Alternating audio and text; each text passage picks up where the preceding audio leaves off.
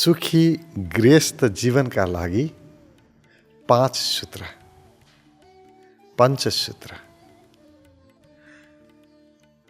आफ्नो पारिवारिक जीवन आनन्दमय बनाउनु छ भने 5 वटा सूत्र प्रयोग गर्न जरुरी छ। यसमध्ये पहिलो सूत्र क्रियाशील तन। आफ्नो शरीरलाई क्रियाशील राख्ने।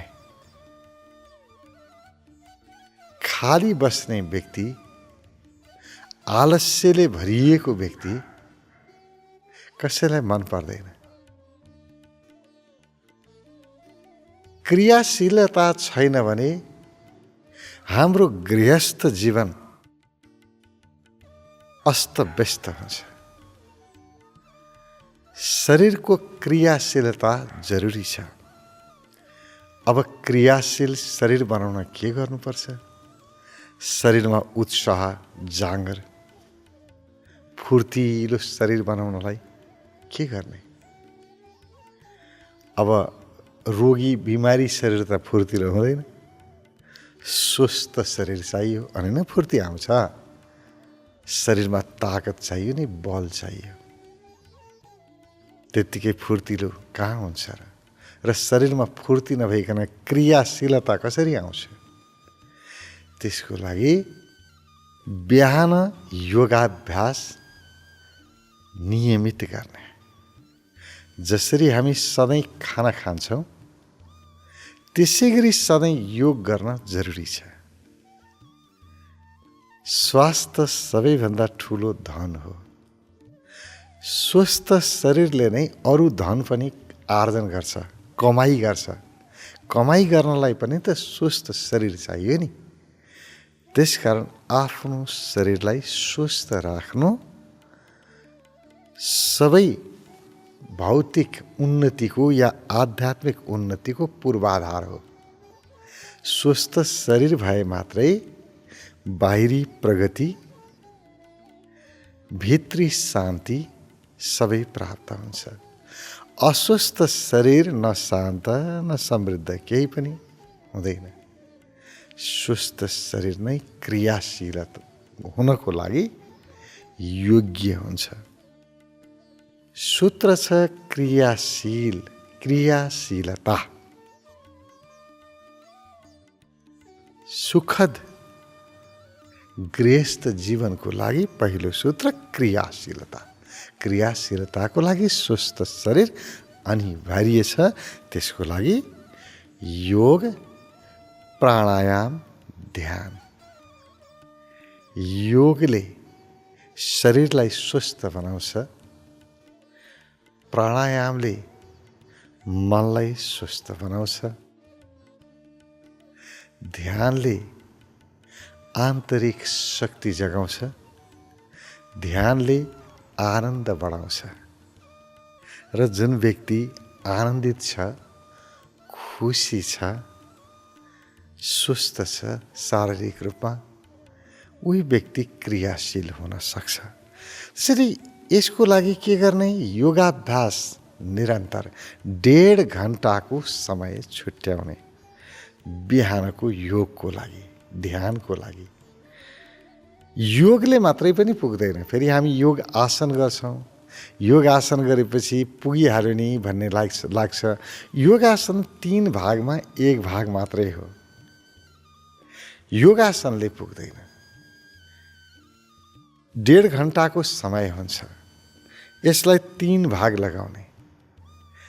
आधा घण्टा शरीरको लागि यानि कि आसनको लागि, व्यायामको लागि। अर्को आधा घण्टा प्राणायामको लागि र अर्को आधा घण्टा ध्यानको लागि। अनि मात्रै पूर्ण रूपमा व्यक्ति स्वस्थ हुन्छ। स्वस्थ शरीर, स्वस्थ मन अनि आनन्दित स्थिति। पुरै मनबाट, शरीरबाट आनन्द आएको अनुभव हुन्छ। र त्यो आनन्द, त्यो खुसी, त्यो उमङ्गले मात्रै हामीलाई क्रियाशील बन्न मद्दत गर्छ। त्यसकारण योग, प्राणायाम, ध्यानको प्याकेज, यो चाहिँ ध्यान योग भनिन्छ। यसलाई दुईटैलाई जोड्यो भने योग मात्रै भन्दा आसन मात्रै भयो। ध्यान योग भन्यो भने यो सबै कुरा आयो। ध्यान, प्राणायाम, योग सबै आउँछ। त्यसकारण ध्यान योग प्रयोगशाला, जहाँ ध्यान योगको प्रयोग हुन्छ त्यहाँ सहभागी हुने, शरीरलाई स्वस्थ बनाउने, गृहस्थ जीवन सुन्दर हुन्छ। सुखद गृहस्थ जीवनको लागि स्वस्थ शरीर अनिवार्य छ। त्यसको लागि योगाभ्यास। दोस्रो सूत्र, आनन्दित सुखद गृहस्थ जीवनको लागि दोस्रो सूत्र प्रेमलता। पहिलो थियो क्रियाशीलता, दोस्रो सूत्र प्रेमलता। यदि हाम्रो जीवनमा प्रेम छैन भने जीवन निरस हुन्छ। गृहस्थ जीवन राम्रो हुन सक्दैन। हाम्रो पारिवारिक वातावरण सुन्दर बन्न सक्दैन। सहज र आनन्ददायी हुन सक्दैन। प्रेमलता अत्यावश्यक छ। प्रेमलता भनेको के हो? सहयोग गर्ने स्थिति। जहाँ प्रेम हुन्छ त्यहाँ सहयोग हुन्छ, सेवा हुन्छ, सम्मान हुन्छ, आदर हुन्छ, इज्जत हुन्छ। एक अर्काले सहयोग गर्ने, इज्जत गर्ने, सम्मान गर्ने वातावरण छैन भने त्यहाँ प्रेमको कुरै नगरौँ। कता कता गयो। र परिवारमा प्रेम छैन भने हाम्रो गृहस्थ जीवन विषाक्त हुन्छ, उराठ लाग्दो हुन्छ। कहाँ भागौँ जस्तो हुन्छ। हाम्रो परिवारलाई, पारिवारिक सम्बन्धलाई सन्तुलनमा राखेको हुन्छ प्रेमले। सम्पत्तिले मात्रै सुख दिँदैन। प्रेम अनिवार्य छ। प्रेमको मिठासले गृहस्थ जीवनलाई सुमधुर बनाएको हुन्छ। त्यसकारण भौतिक आवश्यकता पूर्ति हुँदैमा, धन सम्पत्ति धेरै हुँदैमा सुख पाइन्छ भन्ने भ्रमबाट मुक्त हुनुपर्छ। जोसँग सम्पत्ति छैन, खाना लाउन पनि कठिन छ, मुस्किलले चलिरहेको छ जीवन, त्यस्ता व्यक्तिहरूको पनि परिवारमा माधुर्यता छ, प्रेमपूर्ण स्थिति निर्माण गरेका छन् भने धनी व्यक्तिहरूभन्दा कैयौँ गुणा खुसी हुन सक्छन्। खुसी धनबाट कहाँ हुन्छ र? खुसीको स्रोत नै प्रेम हो, सम्मान हो, आदर हो, इज्जत हो। हामीले एक अर्कालाई इज्जत गर्नै जानेनौँ, एक अर्कालाई सम्मान गर्न जानेनौँ। हामी त जुन थालमा खायो त्यसैमा पुवाल पार्छौँ। भनाइको मतलब के भने जो आफ्नो नजिक छ, जो मेरो हो उसैलाई टोकस्छौँ। परेको बेला उही चाहिन्छ है, भोलि बिरामी भयो भने स्याहार्ने उही हो। तर सधैँ हुँदाखेरि चाहिँ उसैलाई चितर्छौँ हामी, उसैलाई दुःख दिन्छौँ। बडो उल्टो बाटोमा हिँडेका छौँ हामी। सुख पाउनु छ भने, सुख चाहिन्छ भने पारिवारिक प्रेम अनिवार्य छ। सुखको मूल स्रोत नै प्रेम हो, सम्मान, इज्जत हो। एक अर्कालाई सम्मान गर्न जान्नुपर्छ, इज्जत दिन जान्नुपर्छ। त्यो प्रेमलता छैन भने हाम्रो जीवन विषाक्त हुन्छ। तेस्रो सूत्र छ सहयोगिता। सहयोग नगरिकन प्रेम मात्रै प्रदर्शन गरेर पनि हुँदैन। प्रेममा सहयोग अनिवार्य छ। जहाँ जसले जे गरिरहेको छ त्यसमा मद्दत गर्नु यो प्रेमको व्यक्त रूप हो। हृदयमा प्रेम छ तर हामी परेको बेलामा मद्दत गर्न चाहिँ जाँदैनौँ, सहयोग गर्दैनौँ भने त्यस्तो प्रेमको केही अर्थ छैन। कति मानिसहरू भन्छन् मेरो मन राम्रो छ क्यारे, मेरो मनमा दुर्भावना छैन। अब जसले जे भन्छ भनिरहोस्, कुरो ठिकै हो, मनमा दुर्भावना नहोला, तर मनमा सुभावना छ कि दुर्भावना छ के थाहा, व्यक्त भएपछि पो थाहा हुन्छ नि। त्यसकारण प्रेम प्रकट गर्नुपर्छ।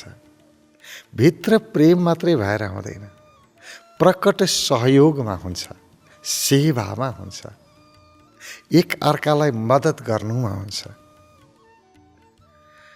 हाम्रो अहङ्कारले त्यो गर्न दिइराखेका हुँदैन। हामी भन्छौँ म ठुलो मान्छे, यो सानोतिनो काम गर्न त उसको जिम्मा हो नि। धेरै देखिन्छ पुरुषहरूमा कुचो लगाउने, खाना बनाउने, भाँडा माझ्ने काम मेरो हो र यो त महिलाहरूको हो, उनीहरूले गरिहाल्छन् नि। आफू चाहिँ ठुलो हुँ, मैले त्यो गर्नु हुँदैन। अरू साना हुन्, उनीहरूले गर्नुपर्छ। जहाँ यो सानो र ठुलोको भेदभाव छ त्यहाँ सहयोगिता भएन, र सहयोगिता छैन भने प्रेम धेरै बेर टिक्न सक्दैन। प्रेममा को सानो को ठुलो, प्रेममा पनि ठुलो र सानो हुन्छ र? प्रेम त बस प्रेम हो, एउटै हुन्छ, समान हुन्छ। प्रेममा तलमाथि हुँदैन। त्यसकारणले प्रेमलतालाई बचाइरहनु छ भने सहयोगिता अनिवार्य छ। त्यसकारण भनियो पहिलो सूत्र क्रियाशीलता, स्वस्थ शरीर। दोस्रो भनियो प्रेमलता, तेस्रो भनियो सहयोगिता। यदि प्रेमलता छैन भने जीवन असन्तुलन हुन्छ। तर प्रेमलता बचाइरहनको लागि सहयोगिता जरुरी छ र सहयोगिताबाट प्रेमलता पनि प्रकट हुन्छ। जब हामी कसैलाई मद्दत गर्न सुरु गर्छौँ, सहयोग गर्न थाल्छौँ, सेवा गर्न सुरु गर्छौँ, स्वतः प्रेम जन्मिन्छ।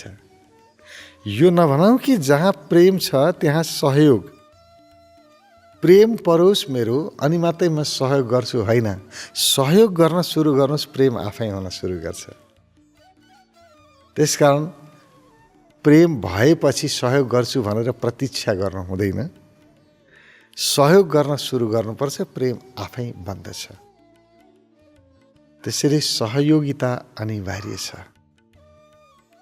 एक अर्कालाई परेको बेलामा सहयोग गर्न सकेनौँ भने हाम्रो गृहस्थ जीवन टिकिरहन सक्दैन। गृहस्थ जीवनको जग नै सहयोग हो। एक अर्कालाई मद्दत गर्नु हो। भनिन्छ नि ढुङ्गाको भर माटो, माटोको भर ढुङ्गा। ढुङ्गा पनि अडिएको छ भने माटोको कारणले अडिएको छ, र माटो पनि अडिएको छ भने ढुङ्गाको कारणले अडिएको छ। होइन भने बगाइसक्थ्यो पानीले। यो जीवनमा आउने दुःखहरू, तनावहरूले पनि हामीलाई बगाइदिन्छ। यदि एक अर्कालाई सहयोग गर्न सकेनौँ भने हामी दुवै टिक्न सक्दैनौँ। त्यसकारण आफ्नो गृहस्थ जीवनलाई मजबुत बनाउनु छ भने एक अर्कालाई सहयोग गर्न सिकौँ, मद्दत गर्न सिकौँ, प्रेम गर्न सिकौँ, सम्मान गर्न सिकौँ, आदर गर्न सिकौँ, श्रद्धा गर्न सिकौँ। हामी टाढा टाढाकोलाई प्रेम गर्छौँ, सेवा गर्छौँ, आफ्नालाई छोडिदिन्छौँ। हामी आफूलाई भक्त भन्छौँ, भगवानको भक्त हुनु राम्रो कुरा हो। तर परिवारलाई घृणा गरेर भगवानको भक्त बन्नुको केही अर्थै छैन। भगवानलाई त भक्ति गरे कि नगरे पनि तपाईँलाई के नोक्सान हुन्छ र? तर परिवारसँगलाई प्रेम गर्नु भएन भने धेरै ठुलो नोक्सान हुन्छ। तनाव बेहोर्नुपर्छ, दुःख पाइन्छ। त्यसकारण भगवान भन्दा पनि पहिलो हो परिवार। गृहस्थ व्यक्तिको लागि परिवार भन्दा ठुलो अरू केही हुँदै होइन। सबैभन्दा ठुलो परिवार हो। परिवार नै भगवान हो। बन्नुपर्छ भगवान। आफ्नो घर मन्दिर बन्नुपर्छ। मेरा घरमा रहने सदस्यहरू मेरो लागि भगवान तुल्य हुनुपर्छ। भगवान बराबर सम्मान मैले परिवारलाई गर्न सकेँ भने त्यो परिवार कस्तो होला भन्नुहोस् त। त्यो घर त वैकुण्ठ जस्तो हुन्छ, स्वर्ग जस्तो हुन्छ। स्वर्ग खोज्न मर्नु पर्दैन, जिउँदै स्वर्ग देख्न पाइन्छ। आफ्नो घर आफू जहाँ छु त्यहीँ स्वर्ग आउँछ। स्वर्ग जाने कहाँ हो र स्वर्ग बनाउने आफूले बनाउने हो। स्वर्ग बन्दछ। स्वर्ग कसले बनाउँछ? वैकुण्ठ कसले बनाउँछ? प्रेमले बनाउँछ, सम्मानले बनाउँछ, सहयोगले बनाउँछ, सेवाले बनाउँछ। यी गुणहरूलाई प्रयोग गरौँ, कसरी स्वर्ग बन्दैन हेरौँ त। आफ्नै घर स्वर्ग हुन्छ। चौथो सूत्र सौन्दर्य अथवा सुन्दरता। पहिलो हामीले भन्यौँ, पहिलो सूत्र क्रियाशीलता, दोस्रो भन्यौँ प्रेमलता, तेस्रो भन्यौँ सहयोगिता, चौथो सुन्दरता। जो सुन्दर छ सबै उहीतिर आकर्षित हुन्छन्। त्यसकारण गृहस्थ जीवनलाई राम्रो बनाउनु छ भने, आनन्ददायी बनाउनु छ भने सुन्दरतामा ध्यान दिन जरुरी छ। बाहिरी वातावरणलाई पनि सिँगार्ने, सजाउने, राम्रो बनाउने। घर सफा होस्, शरीर सफा होस्, मन सफा होस्, बाहिर भित्र सबैतिर सफा, सबैतिर सौन्दर्य होस्। सुन्दर बन्नु जरुरी छ, किनभने सबै व्यक्तिहरू सुन्दरताको पछाडि लाग्छन्। जता सुन्दरता छ त्यो सबैजना सौन्दर्यमा झुमिन्छन्। त्यसैले परिवारका सदस्यहरूलाई एकजुट राख्नु छ भने सुन्दरतामा ध्यान दिन जरुरी छ। आफूलाई सबैभन्दा बढी सुन्दर बनाउन जरुरी छ। अब आफूलाई सुन्दर कसरी बनाउने होला? आफूलाई सजाउनु पर्छ नि, अनि सुन्दर देखिन्छ। कसरी सजाउने त? अब आफूलाई सजाउने भन्दाखेरि फेरि हामी मेकअपको सामानहरू अथवा सौन्दर्य प्रसाधनका सामग्रीहरू खोज्न जान्छौँ।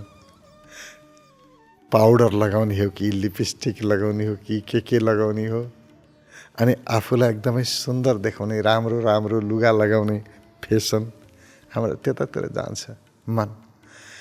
त्यो पनि सजावट हो, त्यो पनि आकर्षण हो, तर त्यो आकर्षण क्षणिक हो। आफूलाई राम्रो बनाए हुन्छ। कपडा मिलाएर लगाउने, राम्रो लगाउने, सफा बन्ने, यी हेर्दाखेरि पनि सुन्दर देखिने गरे हुन्छ। तर त्यो क्षणिक आकर्षण हो। भनिन्छ नि फर्स्ट लुक, पहिला सुरु हेर्दाखेरि राम्रो, तर त्यो सधैँ टिक्दैन, त्यो स्थायी हुँदैन, त्यो सौन्दर्य स्थायी हुँदैन। तपाईँले जतिसुकै मेकअप गर्नुहोस्, आफूलाई श्रृङ्गार्नुहोस्, त्यो श्रृङ्गार कति बेर टिक्छ र? एकछिनपछि त फेरि मुख धुनु परिहाल्यो के अरे, अनि फेरि आफ्नो असली रूप त प्रकट भइहाल्छ नि। त्यो सजाएको बाहिरबाट लगाएको लेप कति बेर पो टिक्छ र? होइन, यस्तो सौन्दर्यको कुरा गरेको होइन। ठिक छ, यसको अर्थ त्यो सौन्दर्य नबनाउनु भनेको होइन, त्यो पनि बनाउने, राम्रो गर्ने, बाहिर पनि सजाउने, मेकअप पनि गर्नुहोस्, त्यो ठुलो कुरा होइन। तर त्यसले त्यो सौन्दर्य प्रसाधनका जति सामग्रीहरू छन् त्यसलाई प्रयोग गरेर आफू सुन्दर बन्नु भन्न खोजेको होइन। सुन्दर बन्नको लागि छुट्टै प्रकारको व्यवस्था छ। हामीलाई जीवनले सिकाएको छ नि, तपाईँ हामीले भोगेकै छौँ। सुन्दर को हुन्छ? जस्तो कुनै व्यक्ति देख्नुभयो, सुरुमा एकदमै राम्रो लाग्यो त्यो व्यक्ति, पहिलोपटक हेरेको, कति जिउडाल पनि मिलेको, अनुहार पनि मिलेको, कति आकर्षक है, कस्तो राम्रो हेरिरहँ जस्तो राम्रो लाग्यो तपाईँलाई मान्छे।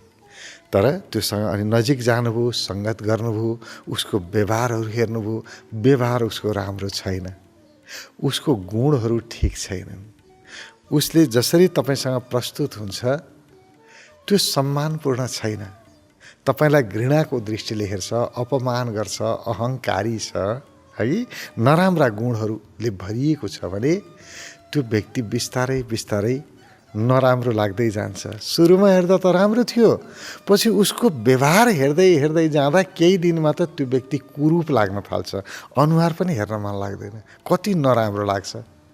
तपाईँ हामीले भोगेका छौँ नि। अनि कुनै व्यक्ति पहिलोपटक हेर्दा तपाईँलाई राम्रो लागेको थिएन, कस्तो नराम्रो है, जिउ पनि नमिलेको, अनुहार पनि नमिलेको, कस्तो नराम्रो मान्छे रहेछ भन्नुभएको थियो।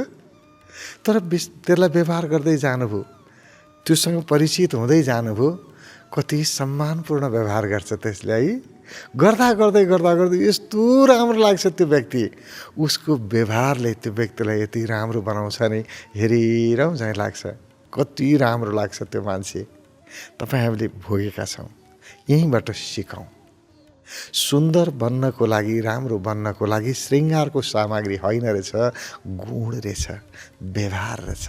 आफ्नो व्यवहार सोच्छौँ, आफ्नो व्यवहारलाई राम्रो बनाऊ, जति सकिन्छ व्यवहारलाई सुमधुर बनाउने, जति मिठो बोल्न सकिन्छ बोले हुन्छ। कसैले चिप्लो दलेको भन्छ भने भन्न दिनुहोस्, भन्ने मान्छे त जस्तो छ, आफू जस्तो छ त्यस्तै भन्ने न हो। जति कलम फेरे पनि कुरा मनकै लेखिन्छ, जस्तो विचार मनमा उस्तै संसार देखिन्छ। उसको विचारै त्यस्तै छ त ऊ त्यही देख्छ नि त भन्ने मान्छेको कुरा छोडिदिनुहोस्। तर आफूले मिठो बोल्ने, जसले जे सुकै भनोस्।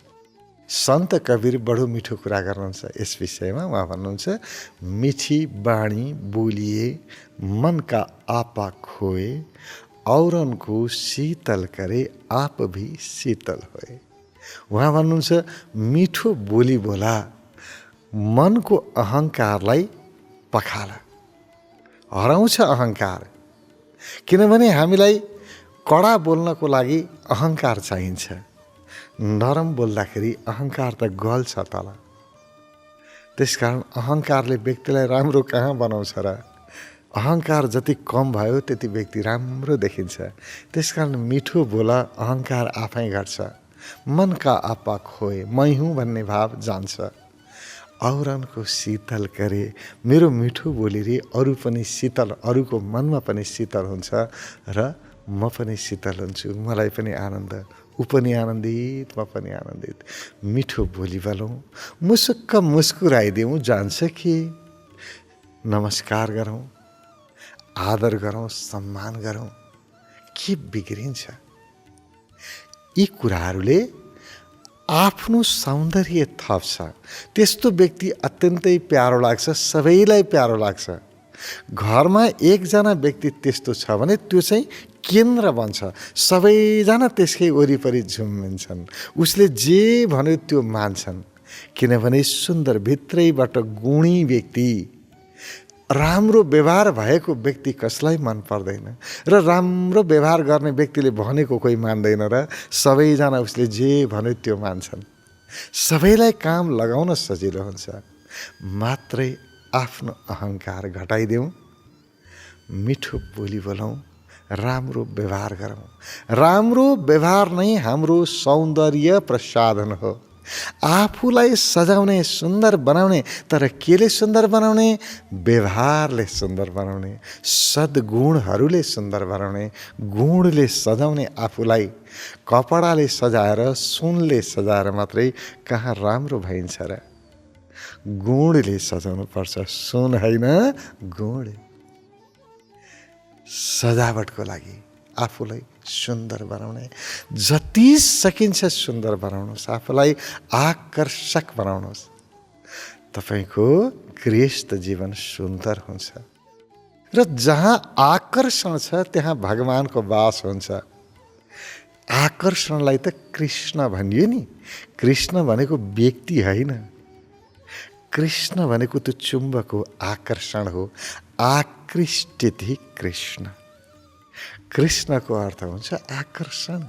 तपाईले आफूमा सद्गुणद्वारा सारा जगतलाई आकर्षित गर्ने व्यवहार प्रदर्शन गर्नुभयो भने तपाईभित्र कृष्ण प्रकट हुन सुरु गर्यो। कृष्ण जन्माउनु पर्छ आफूबाट।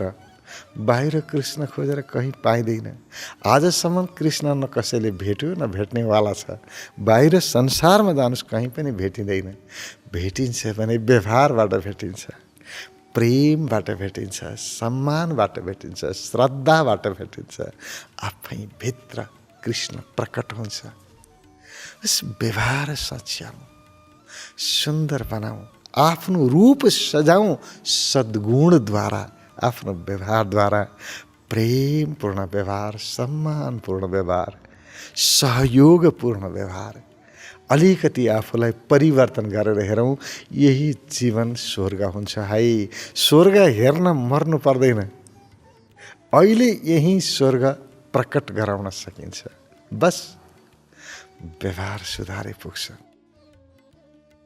त्यसैले हामीले भन्यौँ पहिलो सूत्र के गर्ने? फेरि म सूत्र दोहोऱ्याएँ।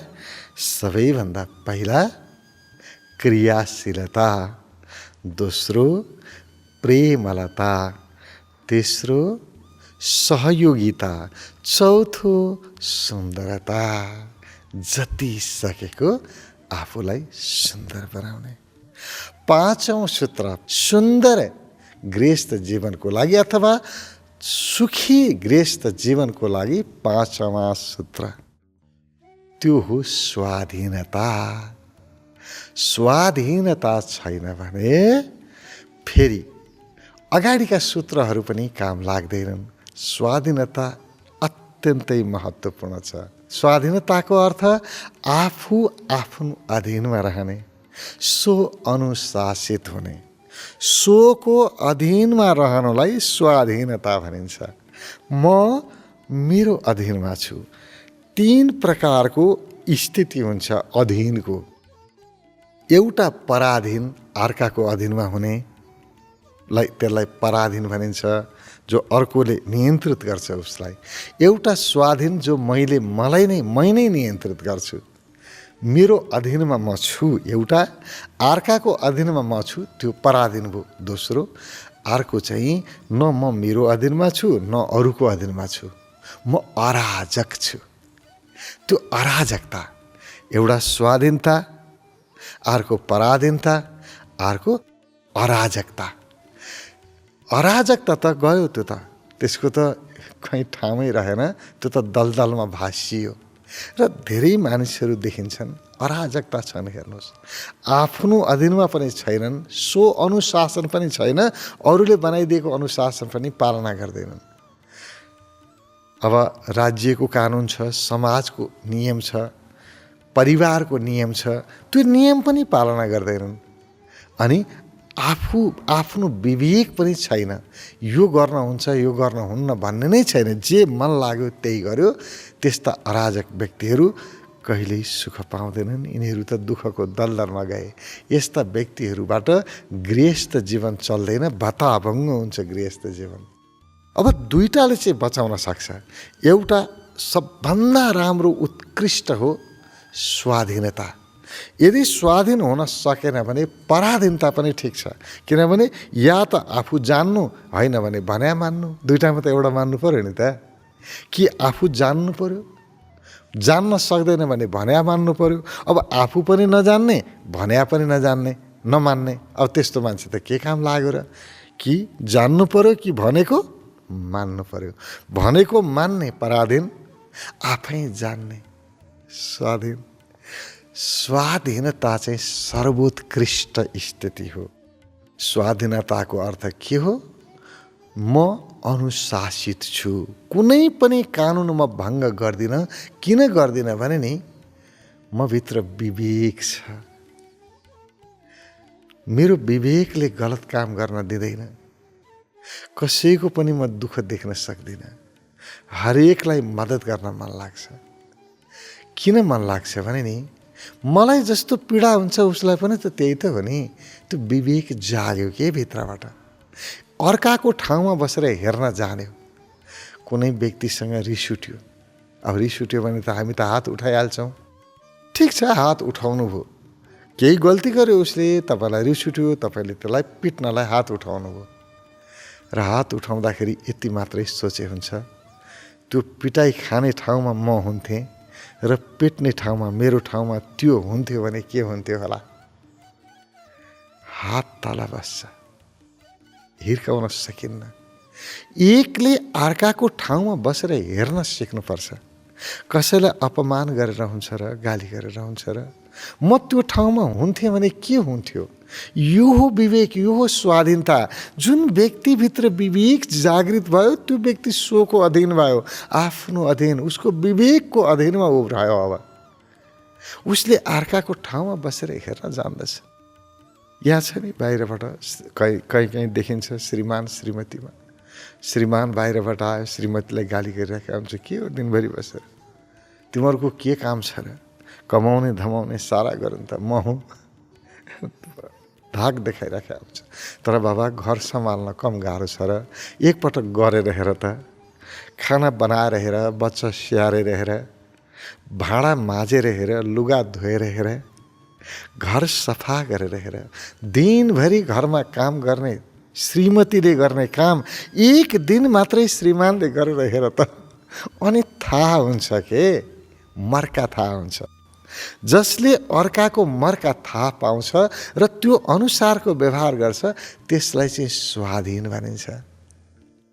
स्वाधीनताको अर्थ मन परी गर्नु होइन, आफूले जे मन लाग्यो त्यो गर्नु स्वाधीन हुनु होइन।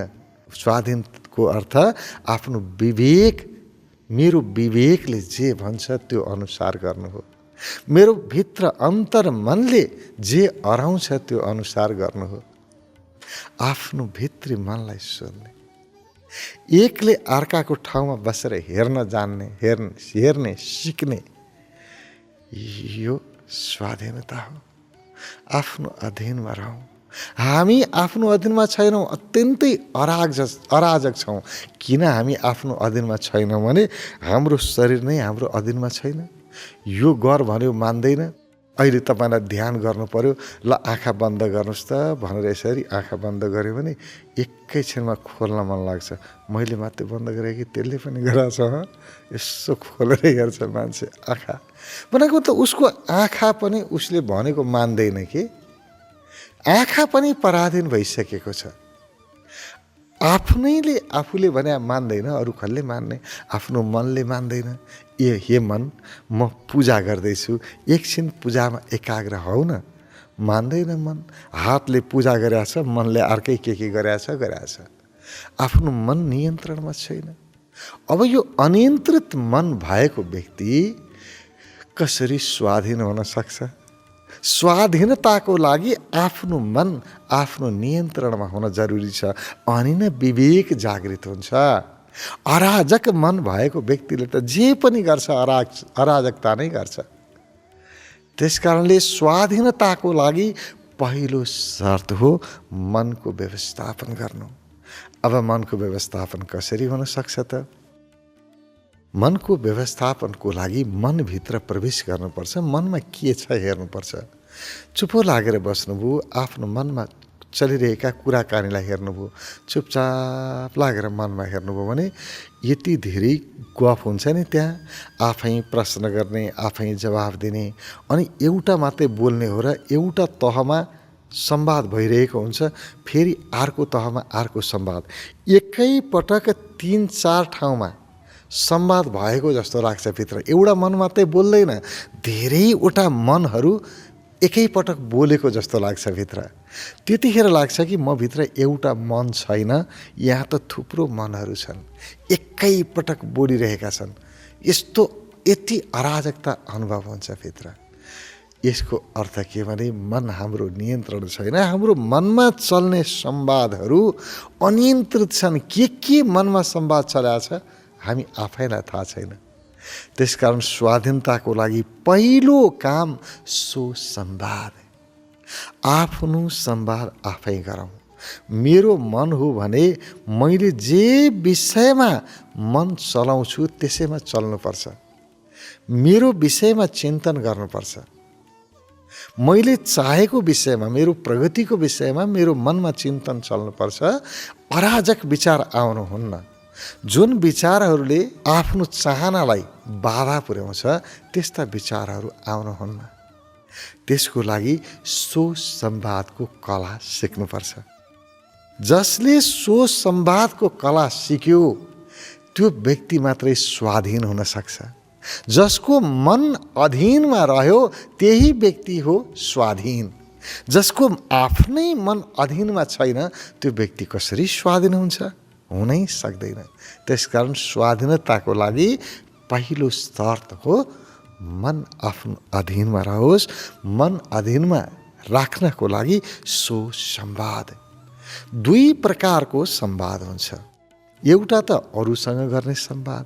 हामी अरूसँग कुरा गर्नु पर्यो भने हामीलाई आउँछ, जानेका छौँ। कसैसँग केही लिनु पर्यो भने हाम्रो टोन फरक हुन्छ, बोल्ने तरिका फरक हुन्छ, शैली फरक हुन्छ। कोहीलाई कसैलाई दिनु पर्यो भने फेरि हाम्रो फरक भइहाल्छ, बोल्ने तरिकै फरक हुन्छ।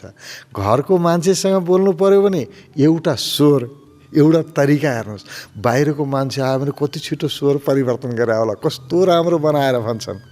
घरको मान्छेसँग चाहिँ उसको प्राकृतिक स्वर हुन्छ, तर बाहिर आयो भने बनाइहाल्छ। हो, हामीलाई कोसँग कसरी वार्ता गर्नुपर्छ, कसरी संवाद गर्नुपर्छ कला थाहा छ, सिकेका छौँ। तर आफैसँग आफूले कस्तो वार्ता गर्नुपर्छ, कस्तो संवाद गर्नुपर्छ यो छुट्यो, यो सिकेनौँ। सबभन्दा ठुलो गल्ती त्यही भयो। त्यसकारण सिक्नुपर्छ आफूले आफूसँग संवाद गर्ने कला, सोच संवादको कला। जबसम्म हामी सोच संवाद सिक्दैनौँ तबसम्म हामी स्वाधीन हुन सक्दैनौँ। र गृहस्थ, सुखी गृहस्थ जीवनको लागि स्वाधीनता अपरिहार्य छ। जसको मन आफ्नो अधीनमा छ, जसका विचारहरू आफूले चलाएपछि चल्छन्, आफ्नो विषयमा चल्छन्, जसको मन चिन्ता होइन चिन्तन गर्न अभ्यस्त छ। चिन्ता गर्न अभ्यस्त छैन, चिन्तनमा चाहिँ अभ्यस्त बनायो जसले आफ्नो मनलाई, त्यही व्यक्ति स्वाधीन हुन सक्छ। र स्वाधीन व्यक्ति मात्रै, यो स्वाधीनता जसमा छ त्यो व्यक्ति मात्रै क्रियाशील हुन्छ। त्यसैमा क्रियाशीलता आउँछ, त्यसैमा प्रेमलता आउँछ, त्यसैमा सहयोगिता आउँछ, त्यसैमा सुन्दरता आउँछ। यी सबैको लागि स्वाधीनता आवश्यक छ। त्यसकारण गृहस्थ जीवनका लागि अथवा सुखी गृहस्थ जीवनको लागि 5वटा सूत्र नबिर्सौँ। यति सम्झे पुग्छ। के 5वटा सूत्र? पहिलो क्रियाशीलता, दोस्रो प्रेमलता, तेस्रो सहयोगिता, चौथो सुन्दरता, 5औं स्वाधीनता। यी 5वटा सूत्रलाई प्रयोग गर्न सक्यौँ, जीवनमा लागू गर्न सक्यौँ भने हाम्रो पारिवारिक जीवन, हाम्रो गृहस्थ जीवन यति आनन्ददायी हुन्छ नि। अब यो अवर्णनीय हुन्छ, वर्णन गरेर साध्यै लाग्दैन, त्यति रमाइलो हुन्छ।